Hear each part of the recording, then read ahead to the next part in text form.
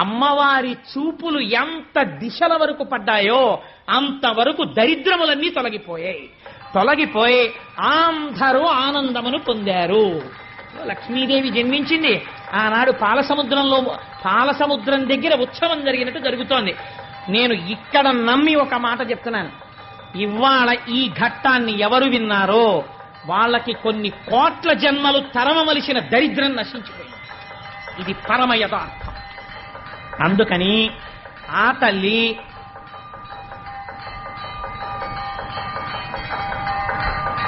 ఒక్కసారి మీ అందరూ కూడా మానసికంగా అదిగో అక్కడ ఆ నీరాజనాన్ని తీసుకోండి, ఒక్కసారి అది కళ్ళకద్దుకుని నమస్కారం చేసుకోండి.